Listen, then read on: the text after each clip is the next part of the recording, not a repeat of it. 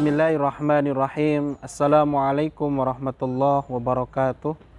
Alhamdulillah nahmaduhu wa nasta'inuhu wa nastaghfiruh wa na'udzu billahi min sururi anfusina wa min sayyiati a'malina may yahdihillahu fala mudhillalah wa may yudlil fala hadiyalah. Asyhadu an la ilaha illallah wa asyhadu anna Muhammadan abduhu wa rasuluh. Allahumma salli wa sallim ala nabiyyina wa rasulina Muhammadin sallallahu alaihi wasallam.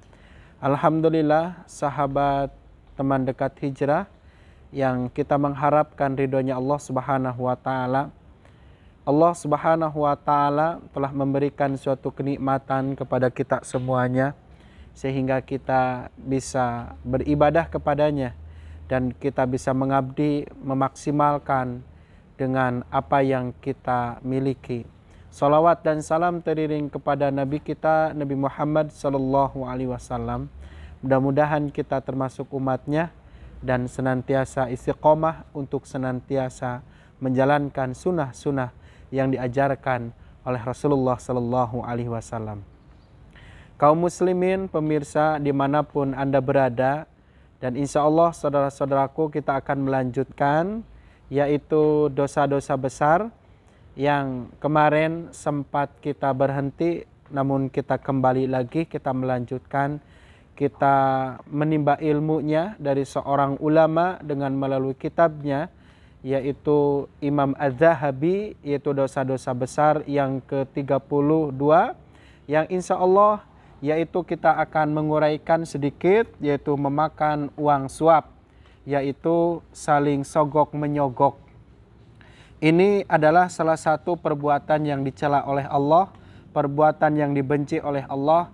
Maka kita sebagai orang beriman kepada Allah dan Rasul-Nya, mari kita semuanya menghindari, karena itu perbuatan yang dicela, yang dibenci, yang dilaknat dunia dan akhirat, dan ini akan menyesal kemudian hari. Bukankah kita ini akan dipanggil oleh Allah? Bukankah kita ini apa yang kita perbuat akan dimintai pertanggungjawaban di hadapan Allah Subhanahu wa taala. Maka dari itu mari kita hindari, dan sebelumnya kita mengetahui supaya kita senantiasa bertakwa kepada Allah Subhanahu wa taala. Saudara-saudaraku, teman dekat hijrah yang senantiasa Allah ridhoi, yaitu memakan uang suap ini yang Allah Subhanahu wa taala mengingatkan kepada kita semuanya dalam Al-Qur'an surat Al-Baqarah ayat 188. Mari kita simak ayat ini, kita renungkan supaya diri kita lebih hati-hati lagi. A'udzu billahi minasy syaithanir rajim. Bismillahirrahmanirrahim. Wala ta'kulu amwalakum bainakum bil batil wa tudlu biha ilal hukami litakulu fariqam min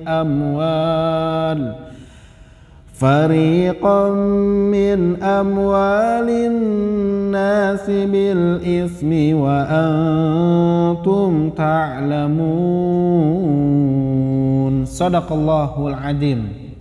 Yang artinya, janganlah kalian sebagian kamu makan harta sebagian yang lain di antara kamu dengan jalan yang batil, jalan yang diharamkan, yang dibenci oleh Allah.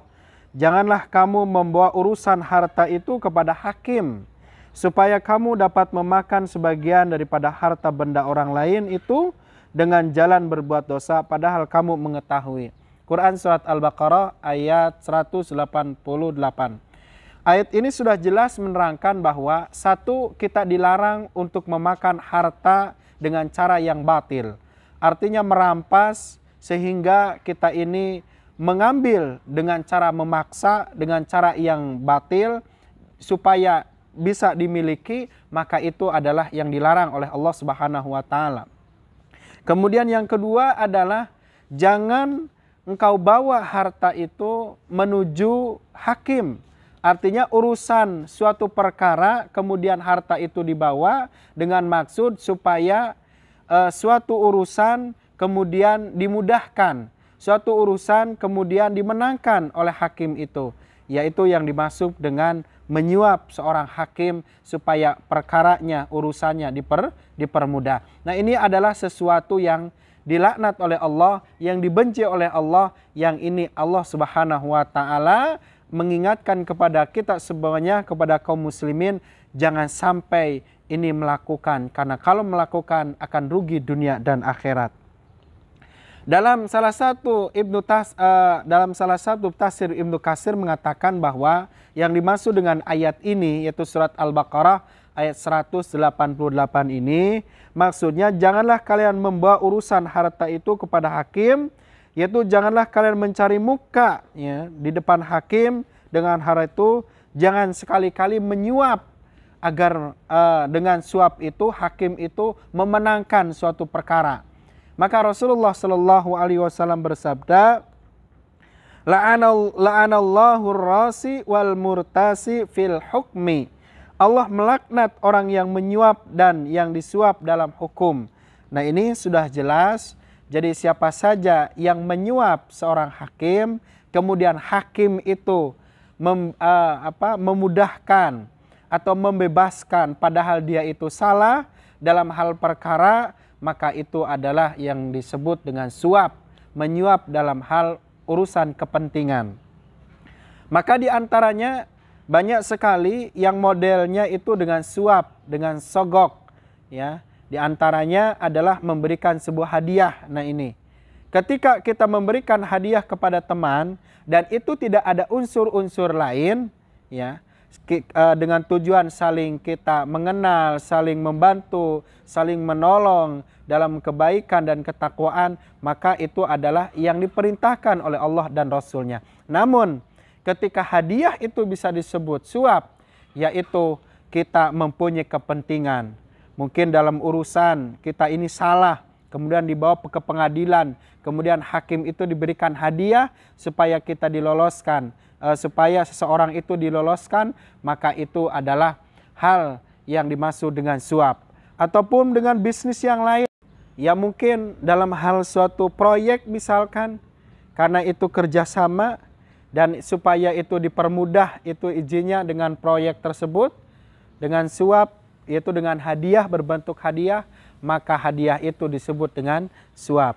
Maka ini salah satu yang dilarang oleh Allah dan Rasul-Nya, supaya kita jangan menyuap ataupun jangan kita menerima dengan suap. Yang menyuap, yang disuap itu adalah yang dilaknat oleh Allah Subhanahu wa taala, yang disebut yang ar-rasi wal murtasi finnar. Yang menyuap, yang disuap adalah di neraka jahanam. Na'udzubillahi min dzalik. Hari ini banyak sekali kita melihat survei membuktikan praktek-praktek dengan hadiah tapi berbentuk suap. Ketika dia ingin memenangkan masalah tentang misalnya dia kepingin jadi pemimpin, entah dari tingkat bawah sampai tingkat atas, kemudian dia menyuap supaya dia terpilih. Padahal itu bukan haknya, tapi karena dengan diberikan hadiah dan hadiah itu ada kepentingan supaya memilihnya, maka itu adalah yang disebut dengan suap. Na'udzubillahi min dzalik. Mari kita semuanya menjalankan kehidupan ini dengan penuh ketawaduan dengan syariat Allah. Jangan sekali-kali kita melakukan hal yang dibenci oleh Allah dan Rasul-Nya. Bertobatlah, sesungguhnya Allah Maha Taubat. Mudah-mudahan dengan pembahasan ini bermanfaat bagi kita semuanya. Hasbunallah ni'mal maula wa ni'man nasir. Hasbunallah ni'mal maula wa ni'mal wakil. Assalamualaikum warahmatullahi wabarakatuh.